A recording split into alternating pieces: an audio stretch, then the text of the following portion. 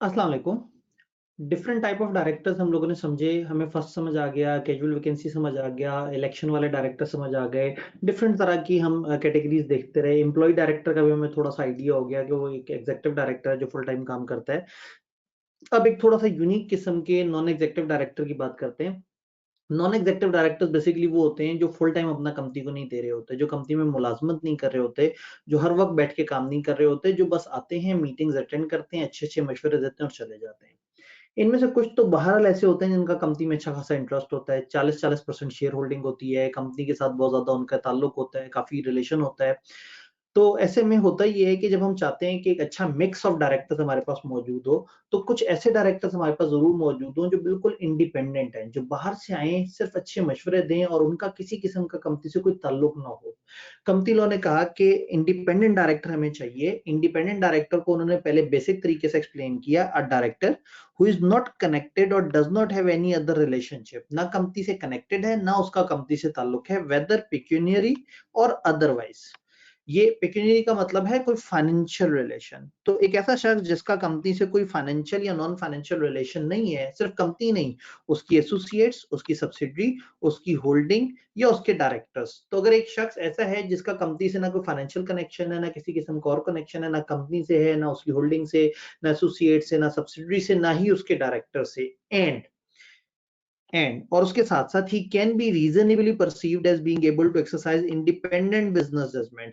हम ये कह सकते हैं कि वो आएगा तो वो इंडिपेंडेंट बिज़नेस जजमेंट देगा, वो बड़े अच्छे तरीके से काम कर रहा होगा और वो इंडिपेंडेंट होगा, चीज़ों को लेके बड़े अच्छे तरीके से चल रहा होगा। कहने का मतलब है इंडिपेंडेंट से मुराद यहाँ पे है कि उसको कोई वो नहीं होगा, कॉन्फ्लिक्ट नहीं होगा, उसको कंपनी से कोई मफ़ाद नहीं होगा, वो कंपनी से दूर-दूर रहेगा, मीटिंग में आएगा और सिर्फ डिसीजंस लेगा। देखें, बड़ा ज़रूरी है, मीटिंग में सारे डायरेक्टर्स बैठे हैं और बात हो रही हो कि सैलरी क्या होनी चाहिए डायरेक्टर्स की।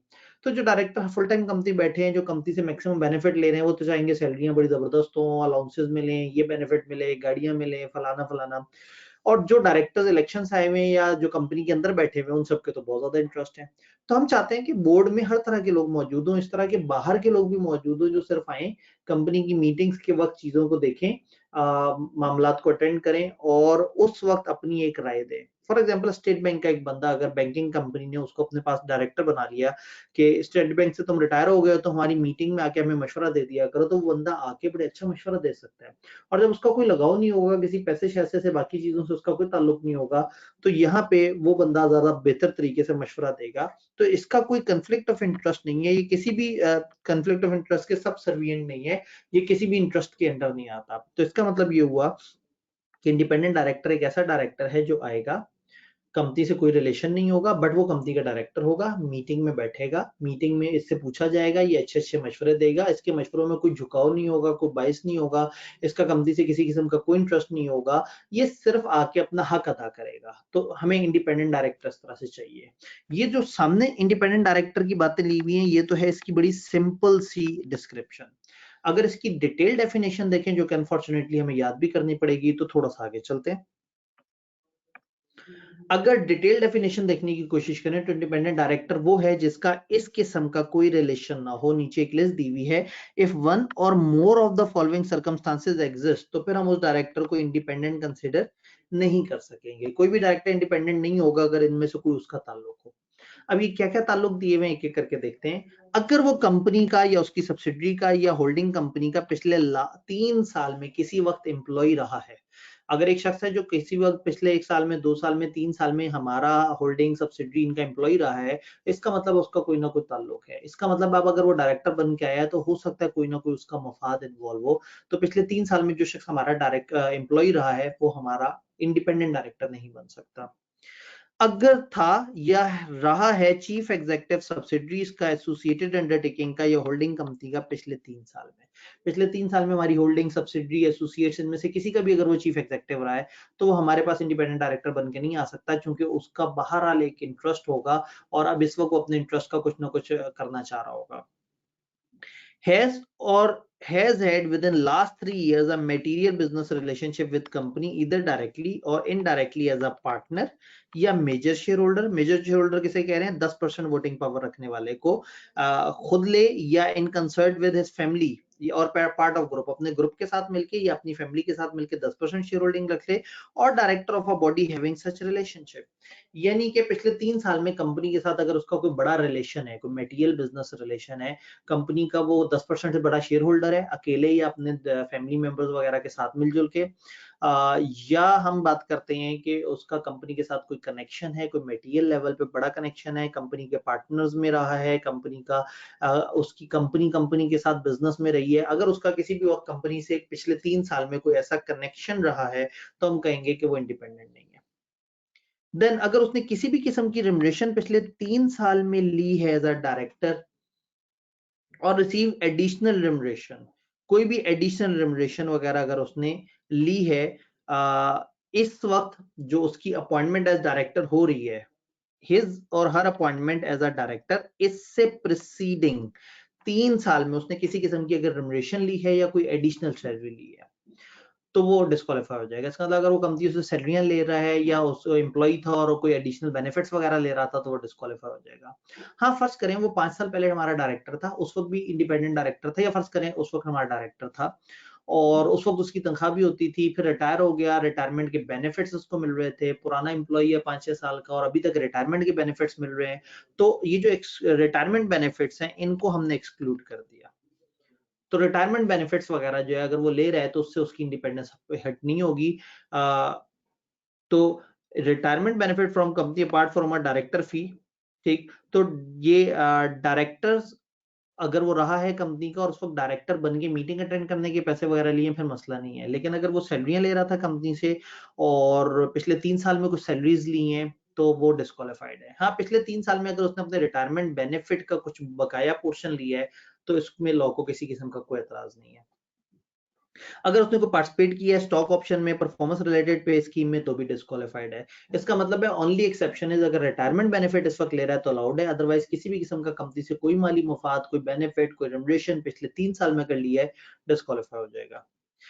अगर वो कंपनी के प्रोमोटर, डायरेक्टर या मेजर शेयर होल्डर का क्लोज रिलेटिव है, क्लोज रिलेटिव में कौन आता है? स्पाउस यानी कि मियाँ या बीवी उसका, लीनियल असेंडेंट और लीनियल डिसेंडेंट। लीनियल असेंडेंट उसके वालदेन, उनके वालदेन, उनके वालदेन, या उसकी औलाद, उसकी औलाद, उसकी औलाद। तो लीनियल डिसेंडेंट या लीनियल असेंडेंट एंड सिबलिंग्स, बहन भाई। तो एक शख्स खुद, उसकी बीवी या उसका शौहर, उसके वालदेन, उसके दादा दादी वगैरह, उसके ऊपर के वालदेन, उसके नीचे औलाद, उनकी औलाद, उसके बहन भाई, इनमें से कोई भी किसी भी वक्त कंपनी के मतलब ये promoter, director, major shareholder के साथ इस किस्म का कोई भी रिलेशन अगर रहा है तो वो इसका मतलब है डिस्क्वालीफाइड है। क्रॉस डायरेक्टरशिप, ये एक मजे का कॉन्सेप्ट है। कंपनी के और डायरेक्टर्स हैं, फर्ज करें एक कंपनी ए है, इस एक कंपनी ए में 3 डायरेक्टर्स हैं, एक कंपनी बी है उसमें 2 डायरेक्टर्स हैं, ये वाले भाई यहाँ पे भी डायरेक्टर है और जिसको हम इंडिपेंडेंट डायरेक्टर के तौर पे लेके आ रहे हैं वो ये डायरेक्टर, यानी कि कंपनी बी में ये मिस्टर आई उस शख्स के साथ डायरेक्टर है जो कि उस कंपनी में मौजूद है जहां अब वो एज अ डायरेक्टर आ रहा है। इसे हम कहते हैं क्रॉस डायरेक्टरशिप, यानी कि कंपनी ए में एक डायरेक्टर के साथ इसका क्रॉस डायरेक्टरशिप अरेंजमेंट है। इसका मतलब है मैं ये कह सकता हूँ जो तीसरा डायरेक्टर है कंपनी ए में उसके साथ दोस्ती होगी मिस्टर आई की। तो मिस्टर आई कंपनी ए का डायरेक्टर नहीं है, कंपनी बी का डायरेक्टर है, लेकिन कंपनी बी में वही शख्स डायरेक्टर है जो कंपनी ए में भी डायरेक्टर है। तो कंपनी के जिस कंपनी में एज इंडिपेंडेंट डायरेक्टर हम इसके अपॉइंटमेंट सोच रहे हैं उस कंपनी के डायरेक्टर्स के साथ इसका ऑलरेडी एक क्रॉस डायरेक्टरशिप रिलेशन है। किसी और कंपनी में भी ये लोग इकट्ठे बैठते हैं तो इनकी कोई ना कोई दोस्ती होगी, इसका मतलब है ये इंडिपेंडेंट नहीं रहा। इसमें एसोसिएशन नॉट फॉर प्रॉफिट को हमने एक्सेप्ट कर दिया, हमने कहा कि अगर वो नॉट फॉर प्रॉफिट इदारे में मिलकर डायरेक्टर रहे हैं तो ये चीज चलती है, इतना तो हो सकता है, कोई मसला नहीं। अगर उसने बोर्ड पे लगातार 3 टर्म से ज्यादा सर्व किया, भले इंडिपेंडेंट डायरेक्टर के तौर पे आया था, अगर 3 मुद्दतें पूरी कर चुके हैं और अब चौथी मुद्दत के लिए फिर आना चाहता है, तो हम कहेंगे यार अब इतना भी नहीं, इंडिपेंडेंट तुम थे, तुम्हारा कोई इंटरेस्ट नहीं था, लेकिन अब तुम अगर चौथी टर्म के लिए भी आ रहे हो तो इसका मतलब है तुम्हारा कोई इंटरेस्ट होगा। तो लगातार 3 टर्म्स के बाद ये डिस्क्वालीफाई हो जाएगा। हाँ, एक टर्म गुजारने के बाद, आफ्टर लैप्स ऑफ 1 टर्म, ये दोबारा से इंडिपेंडेंट डायरेक्टर है, ये दोबारा से डायरेक्टर बन सकता है। पब्लिक सेक्टर कंपनी होगी, गवर्नमेंट की कंपनी होगी, हम लोगों ने पहले पढ़ा हुआ है, तो 2 कंसेक्टिव टर्म की शर्त है, बाकी जगह 3 कंसेक्टिव टर्म। इसी तरह से अगर कोई पर्सन जो कि जिसको नॉमिनेट किया एज अ डायरेक्टर या किसका कोई स्पेशल इंटरेस्ट वगैरह, ये सब ऐसी किसी कंपनी का नुमाइंदा है जिसकी कंपनी में इन्वेस्टमेंट है, तो इस तरह का अगर कोई मामला है तो ये फिर बंदा डिस्क्वालिफाइड है, हम इस बंदे को बहुत ज्यादा काउंट नहीं करेंगे इसमें। ये जो ऊपर की हम लोगों ने पहली 3 कंडीशंस में 3-3 साल की बात पढ़ी थी, ये सारी बातें पब्लिक सेक्टर कंपनी में 2 साल काउंट होंगी। हमने कहा था ना, पिछले 3 साल में एम्प्लॉय रहा हो, पिछले 3 साल में चीफ एग्जीक्यूटिव रहा हो, फलाना फलाना। अगर पब्लिक सेक्टर कंपनी की बात कर रहा हूं तो वहां पिछले 2 साल की बात करेंगे, बाकी कंपनियों में हमेशा 3 साल की बात करेंगे। तो ये एक लंबी चौड़ी सी तकलीफ दे सी डेफिनेशन थी इंडिपेंडेंट डायरेक्टर की, जिसको याद करना भी जरूरी है और समझना भी जरूरी है। जो की पॉइंट्स है वो मैंने एक्सप्लेन किए हैं। एंड पे वो कह रहे हैं कि ये इंडिपेंडेंट डायरेक्टर है, ये ऐसे ही सिलेक्ट होगा जैसे इलेक्टेड डायरेक्टर होते हैं, यानी कि इसका प्रॉपर इलेक्शन करवाएंगे। अब सवाल ये है कि ये भाई साहब मिलेंगे कहाँ से, कौन सी ऐसी जगह है जहां से हमें होगा हाँ भाई ये बंदा ये इंडिपेंडेंट डायरेक्टर होगा, इसको उठा लेते हैं। तो इसके लिए फिर अगले लेक्चर्स में मैं एक्सप्लेन करता हूँ कि इंडिपेंडेंट डायरेक्टर कहाँ से आता है, इसकी कुछ रेगुलेशंस हैं और गवर्नमेंट ने उसको कहा है कि हम इन रूल्स एंड रेगुलेशंस के मुताबिक इसको फॉलो करेंगे। तो इंशाल्लाह ताला दोबारा मिलते हैं, अपना ख्याल रखिएगा, अल्लाह हाफिज।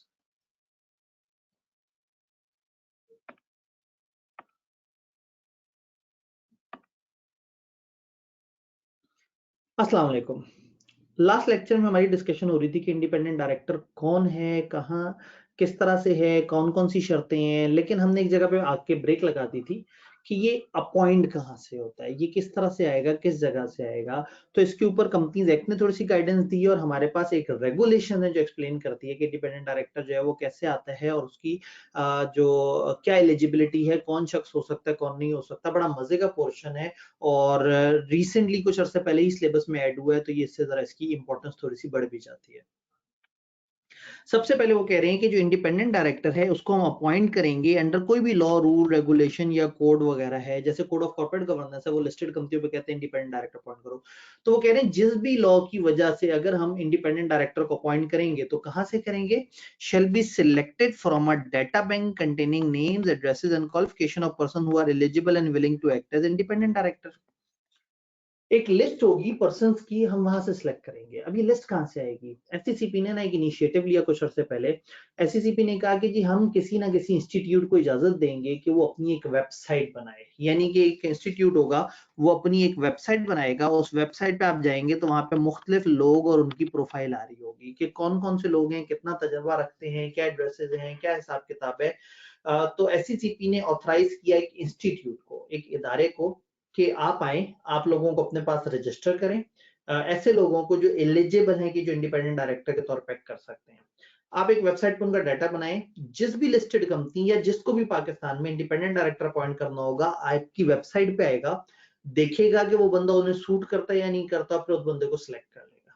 इसका मतलब है कि जो शख्स, फॉर एग्जांपल मैं स्टेट बैंक का एक रिटायर्ड एम्प्लॉय हूँ, अब मैं सोच रहा हूँ यार मैं रिटायर हो गया हूँ, क्या अभी मैं किसी काम आ सकता हूँ, हो सकता है कोई बैंक शैंक मुझे अपने इंडिपेंडेंट डायरेक्टर की लिस्ट में काउंट कर ले। तो दिस कैन हैपन कि मैं इस इंस्टीट्यूट के पास जाऊं, इस इंस्टीट्यूट को अपनी प्रोफाइल बताऊं, इनसे पूछूं आपकी एलिजिबिलिटी क्राइटेरिया क्या है, कि आप किस बंदे को एक ऐसा बंदा मानते हैं जो इंडिपेंडेंट डायरेक्टर बन सके। ये मेरे से मेरा प्रोफाइल लें, अगर मैं एलिजिबल हूँ तालीमी एतबार से, तजर्बे के हिसाब से, तो ये वाली वेबसाइट मेरा डाटा उठा के अपनी वेबसाइट पर डिस्प्ले कर देंगे।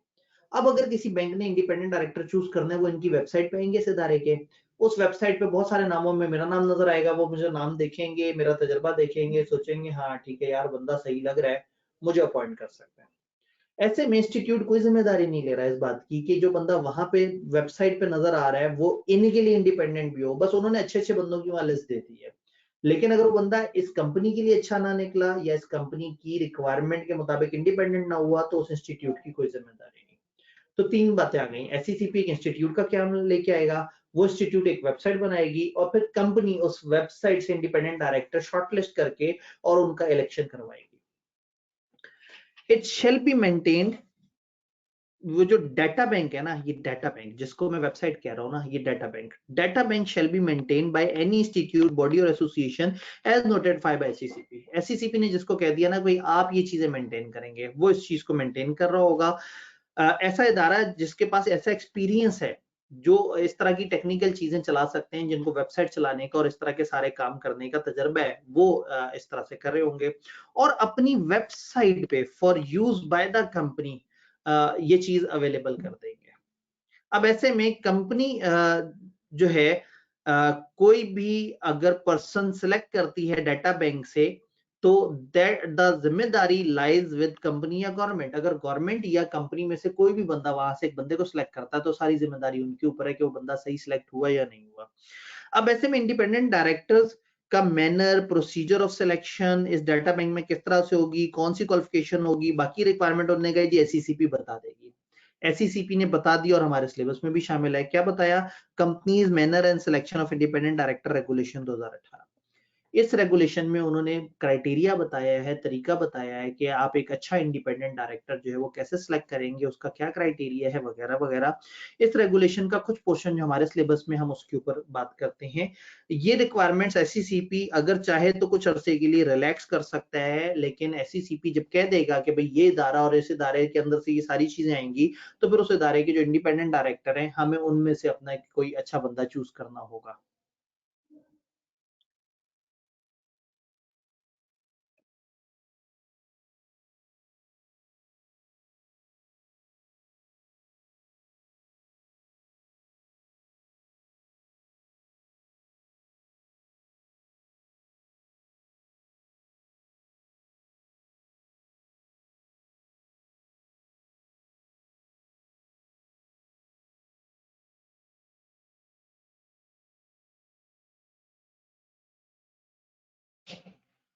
तो वो रूल्स एंड रेगुलेशंस ला चुके हैं जिसके मुताबिक सारा काम होगा।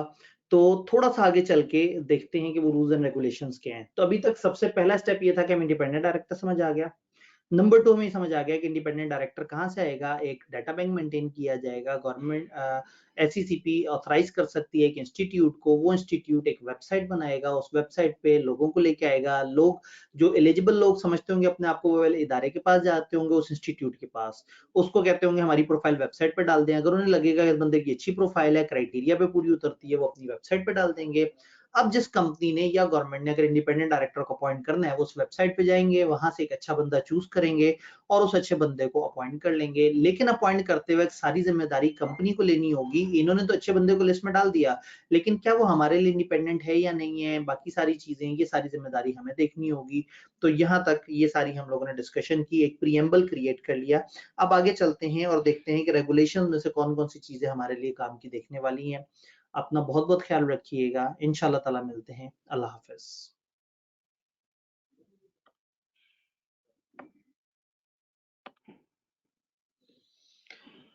अस्सलाम वालेकुम।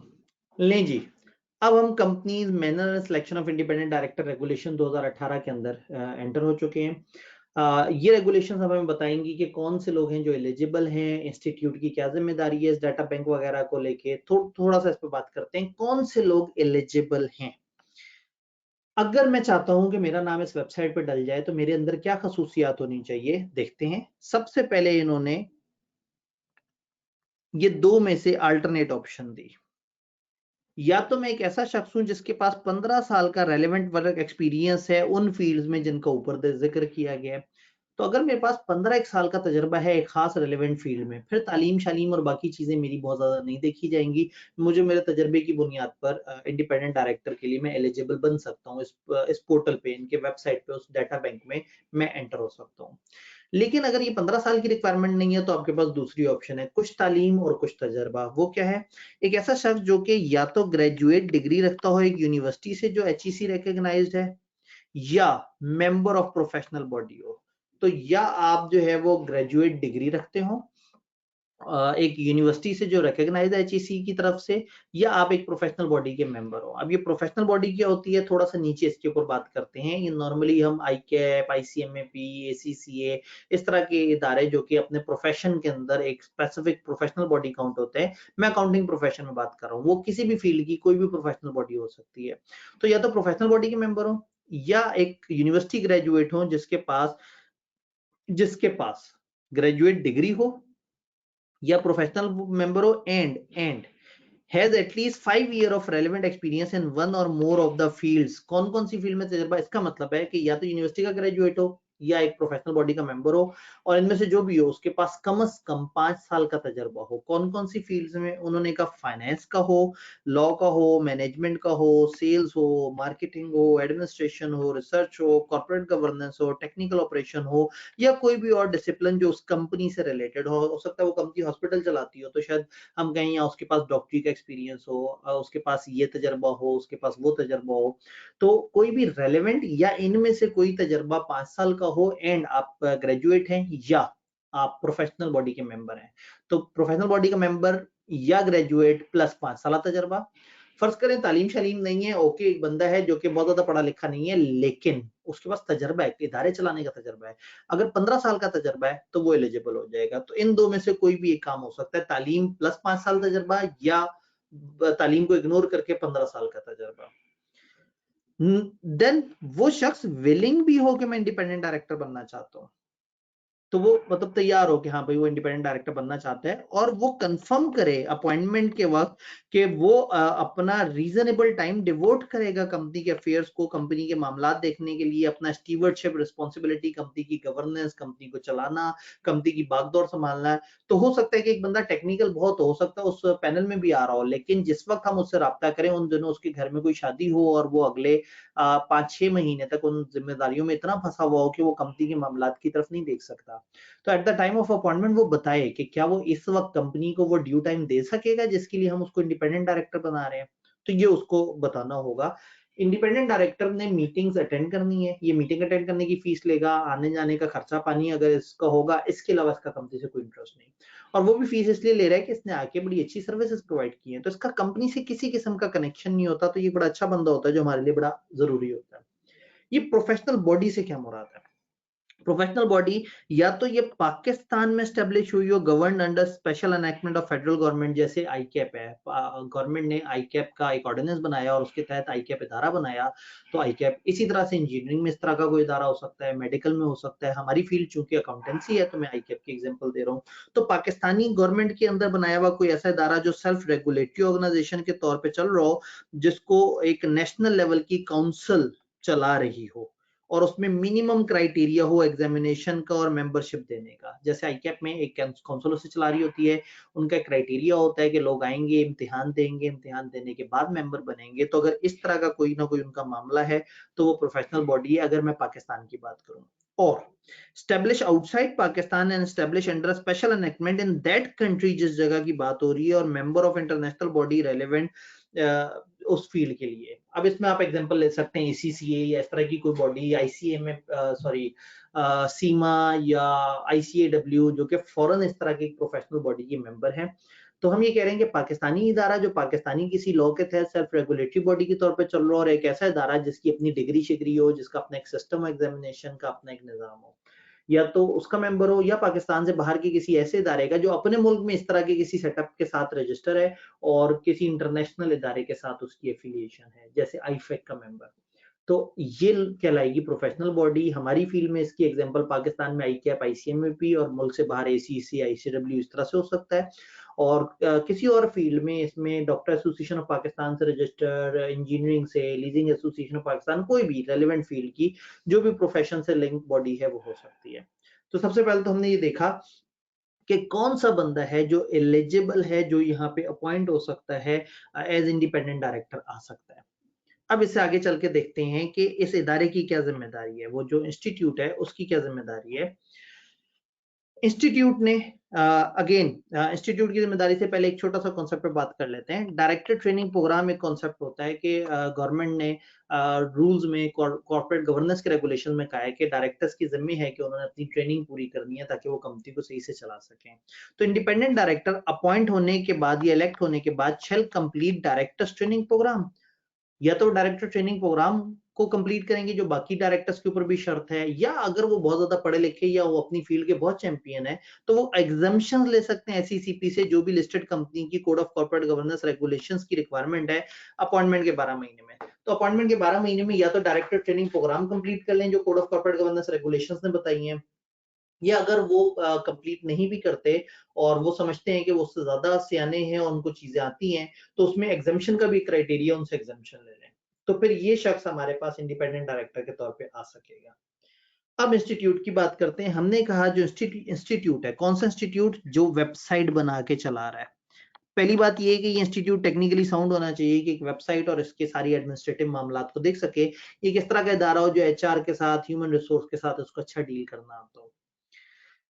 ये इंस्टीट्यूट क्या करेगा? Place the information on process of registration in data bank, eligibility criteria, fee and documents and other relevant detail on website. अपनी वेबसाइट पे लिख देगा कि हमारा मेंबर बनने के लिए क्या शर्त है, हमारी वेबसाइट पे अपने नाम का इंदराज के लिए क्या फीस है, आपको क्या रिक्वायरमेंट है, कम से कम कितनी तालीम वगैरह।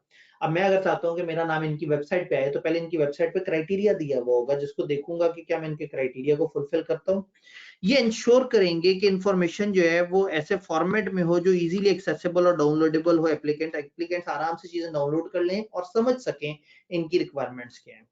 ये कुछ नेसेसरी मेजर्स, कंडीशंस और प्रोसीजर्स रख सकते हैं कि किस बंदे को इंक्लूड करना है लिस्ट में, किसको नहीं करना, और किसको लिस्ट में रखना है और किसको कुछ अरसे बाद निकाल देना उस लिस्ट में से। तो किसको इंक्लूड करना है, किसको रिटेन करना है, किसको एक्सक्लूड करना है, ये टोटल डिस्क्रिप्शन इस इदारे के पास है। ये फीस भी रख सकते हैं सीसीपी के अप्रूवल से कि जो इंडिविजुअल चाहता है कि मेरा नाम डाटा बैंक में, उसको कहें अच्छा ठीक है जी हम आपको सालाना फर्ज करें 5,000 चार्ज करेंगे, तो ये इस तरह की फीस अगर एससीसीपी इनको इजाजत दे तो ये रख सकते हैं।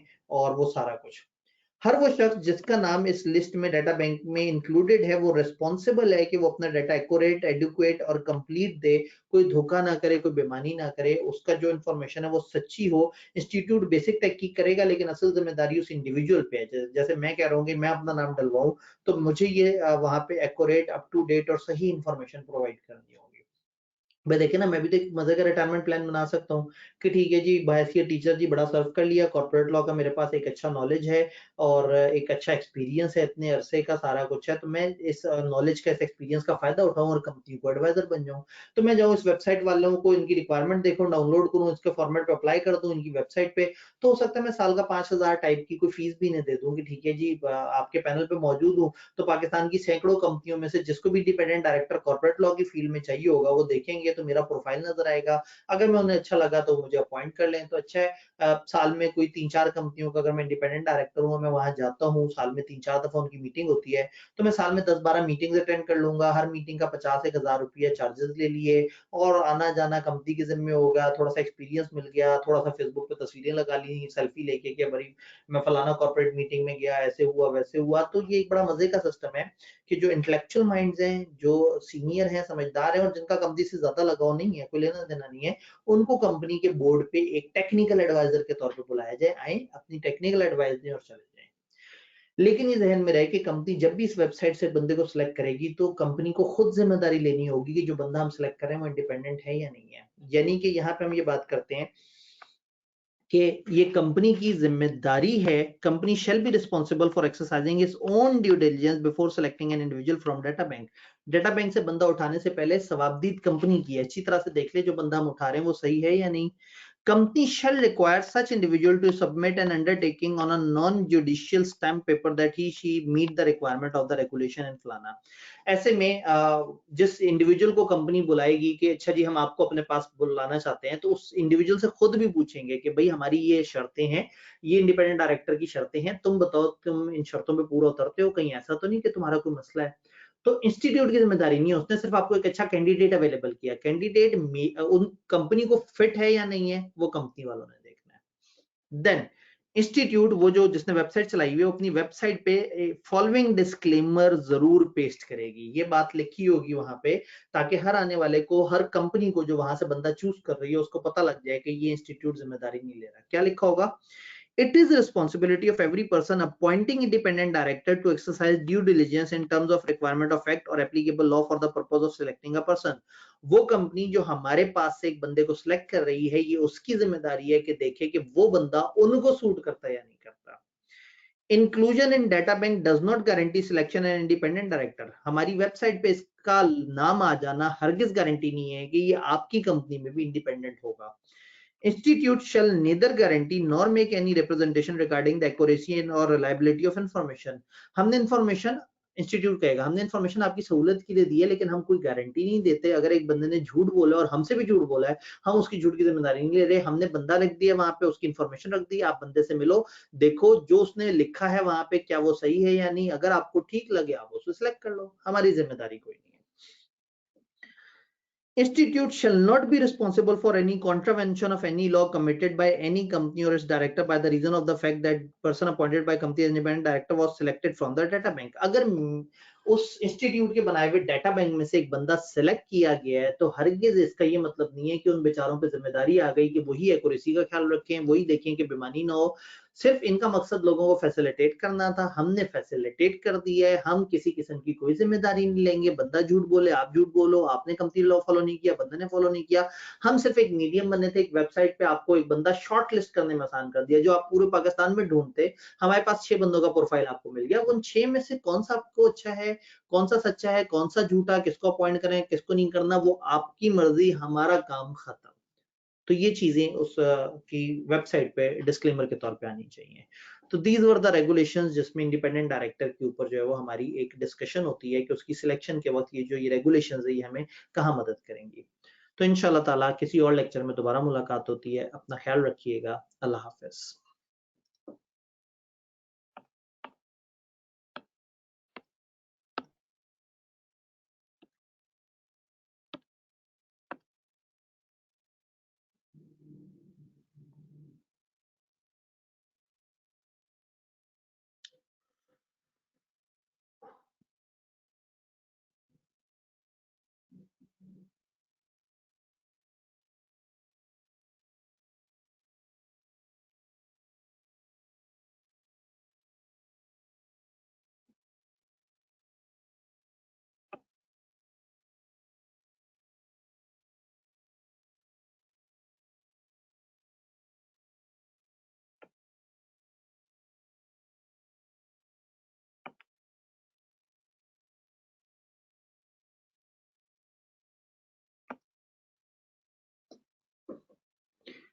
अस्सलाम वालेकुम।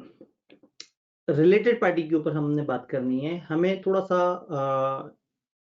इंटरेस्ट ऑफ डायरेक्टर और इस तरह के सारे टॉपिक्स अब हमारी नज़र से गुजरे हुए हैं, हमें थोड़ा सा समझ आ गई ये चीज़ों की। अब एक टॉपिक आता है किताब में, रिलेटेड पार्टी ट्रांजैक्शन। कोई ऐसी पार्टी जो हमारी कनेक्टेड पार्टी है, उसके साथ अगर कंपनी की ट्रांजैक्शन है, अब इसमें एक अजम्पशन ये होती है कि वो ट्रांजैक्शन नॉन आर्म्स लेंथ हो, यानी कि वो मार्केट टर्म्स पे ना हो, थोड़ा सा हमने कोई फेवर शेवर, कोई एडिशनल बेनिफिट देने की किसी को कोशिश की हो। तो अगर हम किसी को बेनिफिट देने की कोशिश करते हैं अदर देन नॉर्मल जो हमारी कंपनी की ट्रांजैक्शन है, और वो पार्टी हमारी कनेक्टेड पार्टी है, तो फिर हमें कुछ पॉलिसी के मुताबिक करना होगा। वो तो हम आगे देखेंगे कि वो पॉलिसी क्या है, किस किस तरह से होती है। इस वक्त जो डिस्कशन है कि वो ये है कि वो रिलेटेड पार्टी किसे कहते हैं, मतलब कौन से ऐसे लोग हैं जिनको हम कंपनी के रिश्तेदार कहेंगे। इंसानों में तो आसान है ना भाई, इंसान के कजन, चाचे, मामे, ताए, भाई, बहन, वालदेन वगैरह, तो हम कहते हैं वो इंसान के इर्द गिर्द के कनेक्टेड लोग हैं। जब मैं कंपनी की बात कर रहा हूं, तो कंपनी में रिलेटेड पार्टीज कौन सी हो सकती हैं, कंपनी में कौन से ऐसे लोग हो सकते हैं जिनको हम कह सकते हैं कि हाँ भाई ये तो इस कंपनी के बड़े ज्यादा कनेक्टेड लोग हैं, इनका कंपनी के साथ बड़ा गहरा ताल्लुक है।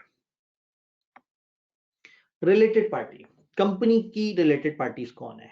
कंपनी का डायरेक्टर और हिज रिलेटिव, हिज या हर, वो फीमेल मेल दोनों के लिए लॉ यहाँ पे हिज इस्तेमाल कर रहा है वो करने के लिए, ताकि कम अल्फाज यूज किए जाएं। डायरेक्टर या डायरेक्टर का रिश्तेदार, कौन सा रिश्तेदार? स्पाउस, मियाँ या बीवी, सिबलिंग्स, बहन भाई, लीनियल असेंडेंट, लाइन वाइज ऊपर वाले, यानी कि आपके वालदेन, उनके वालदेन, उनके वालदेन, एंड डिसेंडेंट, लीनियल ही नीचे आपकी औलाद, उसकी औलाद, उसकी औलाद। तो डायरेक्टर्स कंपनी के रिलेटेड पार्टीज हैं, डायरेक्टर के बहन भाई वो रिलेटेड पार्टीज हैं, डायरेक्टर की बीवी या डायरेक्टर का शौहर व्हाटएवर द केस में भी वो रिलेटेड पार्टी हैं, डायरेक्टर के वालिदैन, दादा दादी, मजीद परदादा दादी, मतलब ऊपर के जितने लोग हैं वो, डायरेक्टर्स के नीचे जो उसकी औलाद, उसकी औलाद, उसकी औलाद, बच्चे, पोते, पड़पोते, ये सब के सब रिलेटेड पार्टी हैं। तो कंपनी के डायरेक्टर और डायरेक्टर के ये चंद रिश्तेदार कंपनी की रिलेटेड पार्टीज हैं। देन एक की मैनेजेरियल पर्सनल, कंपनी के अंदर मैनेजमेंट का एक अहम बंदा, डायरेक्टर तो टॉप में होता है ना, सबसे ऊपर, हो सकता है मैनेजमेंट में कुछ अहम पोजीशन पे कुछ बहुत ज्यादा मैनेजर फाइनेंस या सीनियर मैनेजर ऐसे हो जो बड़ी की पोजीशन पे, मेन पोजीशन पे बैठे हैं। तो ऐसा की पोजीशन पे, मेन पोजीशन पे बैठा हुआ बंदा और हिज रिलेटिव या उसके रिश्तेदार, और रिश्तेदार को हमने ऊपर एक्सप्लेन कर दिया कि रिश्तेदार में कौन होता है। तो डायरेक्टर और उसके रिश्तेदार, की पर्सनल और उसके रिश्तेदार। अच्छा, a firm, एक ऐसी partnership in which a partner in which a director, manager और his relative is a partner। ऊपर वाले दो में जो हमने जिनको पढ़ा था, तो कोई भी ऐसी पार्टनरशिप जिसमें हमारा डायरेक्टर या उसके रिश्तेदार, हमारा मैनेजर या उसके रिश्तेदार वहां पे मौजूद हो, तो ऐसी फर्म जिसको हमारी कंपनी के चंद लोग चला रहे हैं, वो फर्म भी हमारी रिलेटेड पार्टी है।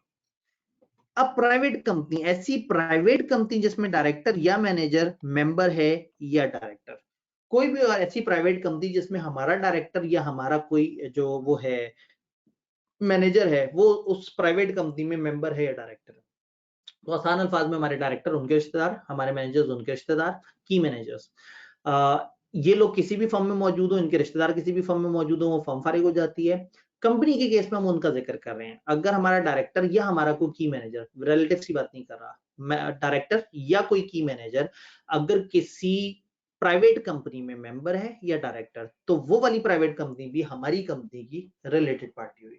हम देख रहे हैं हमारी कंपनी के रिश्तेदार कौन कौन से हैं, तो इसकी डेफिनेशन को हम लेके चल रहे हैं। एक पब्लिक कंपनी लो जी, एक ऐसी पब्लिक कंपनी जिसमें डायरेक्टर या मैनेजर, हमारा कोई डायरेक्टर या मैनेजर या तो डायरेक्टर है या अपने रिश्तेदारों के साथ उसके पेड अप शेयर कैपिटल में हिस्सेदार है, खुद या अपने रिश्तेदारों के साथ उसमें। तो अगर वो किसी कंपनी में मेंबर है, हिस्सेदार है खुद या रिश्तेदारों में, तो पब्लिक कंपनी में रिश्तेदार भी आ गए, प्राइवेट में हमने रिश्तेदार नहीं काउंट किए थे, तो वो भी रिलेटेड पार्टी है। एनी बॉडी कॉर्पोरेट, कोई भी और company whose chief executive or manager is accustomed to act in accordance with the advice, direction, instruction of a director or manager।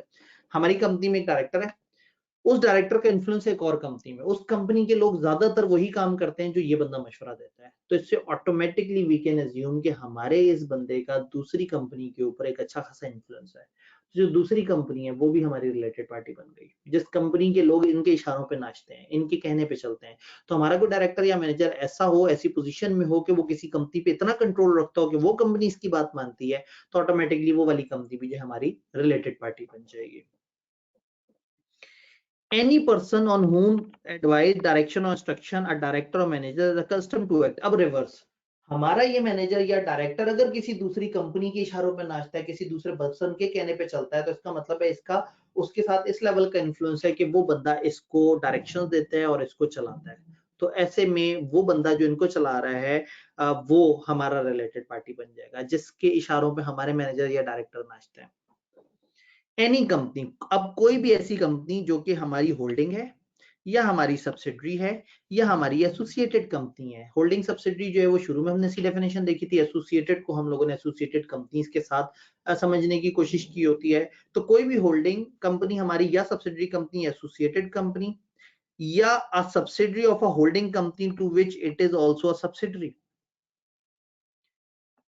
मैं एक सब्सिडरी कंपनी हूं, मेरी होल्डिंग तो मेरी रिलेटेड है ही है, लेकिन मेरी होल्डिंग की कोई और सब्सिडरी भी मेरी रिलेटेड कंपनी है।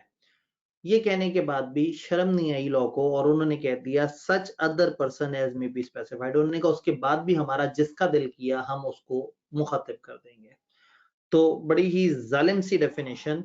हमारी कंपनी के डायरेक्टर्स हमारे रिलेटेड हैं, हमारे डायरेक्टर्स के रिलेटिव हमारे रिलेटेड हैं, हमारे मैनेजर्स हमारे रिलेटेड हैं, हमारे मैनेजर्स के रिलेटिव, हमारे डायरेक्टर या मैनेजर्स जिस फर्म में पार्टनर है वो, हमारे डायरेक्टर्स या मैनेजर्स जिस या इनके रिलेटिव्स भी जिस फर्म में है वो फर्म हमारी रिलेटेड है, हमारे डायरेक्टर या मैनेजर जिस प्राइवेट कंपनी में डायरेक्टर या मेंबर है वो, फिर हमारे डायरेक्टर या मैनेजर या इनके रिलेटिव जिस पब्लिक कंपनी में डायरेक्टर हैं या शेयर होल्डर हैं वो इसमें काउंट हो जाती है। कोई भी कंपनी जो हमारे इन लोगों के कहने पे चलती है या कोई भी ऐसा स्टाफ जिसके कहने पे ये लोग चल रहे होते हैं या हमारी कोई और रिश्तेदार कंपनी, हमारी होल्डिंग कंपनी, हमारी सब्सिडियरी कंपनी, हमारी एसोसिएट कंपनी, हमारी होल्डिंग की कोई और कंपनी, और इन सब के बाद दुख देने को आखिरी पॉइंट सच अदर जो के वो बता दें। तो इनमें से कोई भी होगा तो हम इसको रिलेटेड पार्टी कहेंगे। यहाँ रिलेटेड पार्टी के साथ एक और वर्ड ऑफिस ऑफ प्रॉफिट थोड़ा सा समझाया जाता है। ऑफिस ऑफ प्रॉफिट को आगे रूल्स में आपको नजर आएगा जब आगे के रूल्स बात हो रही होगी। ऑफिस ऑफ प्रॉफिट का मतलब है पोजीशन ऑफ प्रॉफिट, को ऐसी पोजीशन जहां पे एक बंदा किसी बेनिफिट वाले मुकाम पे मौजूद है। तो अगर हमारा डायरेक्टर अपनी डायरेक्टरशिप के अलावा कंपनी में कहे जी मैं मैनेजर अकाउंट्स बन जाता हूँ, मुझे उसके पैसे देना शुरू कर दें, या कंपनी का एक प्लाजा है तो कहे मैं यहाँ इजी लोड की दुकान डाल लेता हूँ और उससे मैं अपनी अर्निंग करना शुरू कर दूं। अगर डायरेक्टर अपनी पोजीशन का फायदा उठा के डायरेक्टर कंपनी में डायरेक्टरशिप के अलावा कोई बेनिफिट लेने की कोशिश करे, कोई ऐसी पोजीशन एक्सेप्ट कर ले, किसी ऐसी जगह पे चला जाए जिससे उसको बेनिफिट आना शुरू हो जाए अदर देन डायरेक्टर की सैलरी, तो ऐसी पोजीशन को हम कहेंगे position of profit, position of benefit, office of profit. Receives anything by way of remuneration over and above, उसके अलावा, किसके अलावा, his remuneration as director, as a director जो उसको मिल रहा है उससे over and above जो लेता है by way of salary, fee, commission, perquisite, rent free accommodation और otherwise, ये जो ये सैलरी के हिस्से हैं ये तो डायरेक्टर को मिल रहे हैं, इनके अलावा अगर कोई बेनिफिट ले रहा है, जैसे मैंने कहा वो एज अ डायरेक्टर तो है ही, कह दे मैं मैनेजर अकाउंट भी बनना चाहता हूँ और उस पोजीशन की भी एक्स्ट्रा से सैलरी लेना शुरू कर दे, तो कोई भी शख्स जो अदर देन डायरेक्टर कोई और एक्स्ट्रा बेनिफिट ले रहा है तो हम उसे कहेंगे कि वो ऑफिस ऑफ प्रॉफिट होल्ड कर रहा है। यहाँ से आगे फिर रूल्स छोटे छोटे से हैं कि अगर रिलेटेड पार्टी ट्रांजैक्शन है तो उससे रिलेटेड कंपनी की क्या पॉलिसी वगैरह होगी, तो इंशाल्लाह ताला आपसे दोबारा मुलाकात होती है, वो बातें किसी और लेक्चर में आपको नजर आएंगी। अपना ख्याल रखिएगा। अल्लाह हाफिज।